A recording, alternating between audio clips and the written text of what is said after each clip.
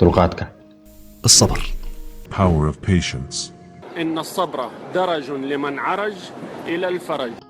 adduunkan degdega iyo xawliga ku socda qof walbana uu rabo inuu si fudud ku fushado danihiisa.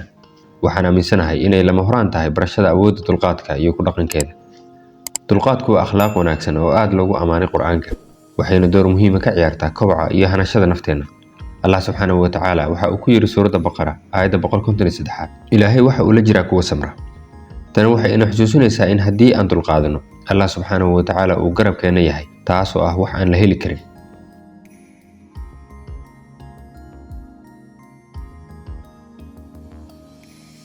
noloshan waa mid ay ka buuxaan imtixaano iyo dhibaatooyin kuwaas oo tijaabinaya dulqaadkeena, hadday ahaan lahayd mid shakhsiyadeed, dhibaatooyinka xiriirka, iyo xitaa inaad la kulanto cadaalad darro.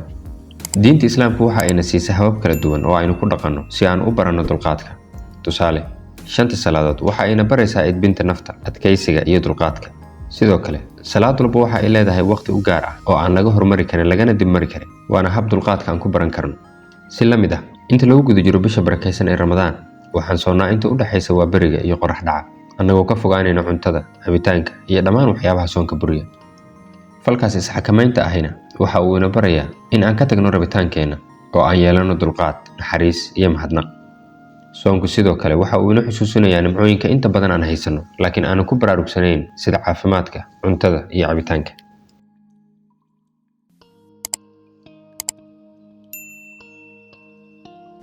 islaamku waxa uu nagu dhiirigeliyey inaan ku dulqaadano waxbixinta iyo caawinta dadka kale. sadaqadu waa qaabka ugu wanaagsan ee lagu barto dulqaadka, maadaama ay adag tahay bixinta hantida una baahan tahay samir iyo dulqaad.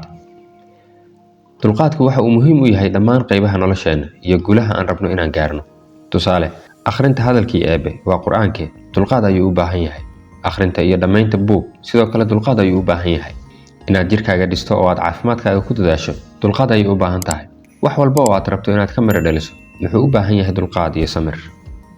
sidoo kale yaynaan iloobin awoodda uu dulqaadku u leeyahay gaaritaanka yoolalka fogfog.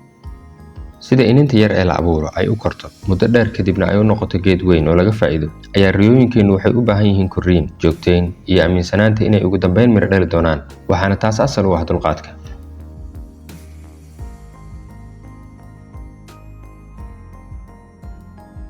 ugu dambeyn, dulqaadku waa muhiim marka ay timaado la macaamilka dadka kale oo aad inta badan kala kulmi karto caqabado. islaamku waxa uu hoosta ka xariiqay muhiimadda uu dulqaadku u leeyahay xiriirkeena, isagoo marar badan qur-aankiisa inugu xasuusiyey inaan u samirno oo aan iska cafino dadka nagu xeeran. sidoo kale islaamku waxa uu ina barayaa in dulqaadku uusan ahayn daciiftinimo, balse uu calaamad u yahay awoodda iyo iimaanka.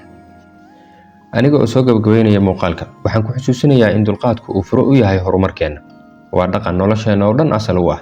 alle waxaan weydiisanaynaa inuuna siiyo dulqaad aan kaga gudubno caqabadaha nolosha. waad ku mahadsan tahay daawashada muuqaalka. inta aan ku kulmi doono mawduuceena xiga. asalaamu calaykum waraxmatullaahi wabarakaatu.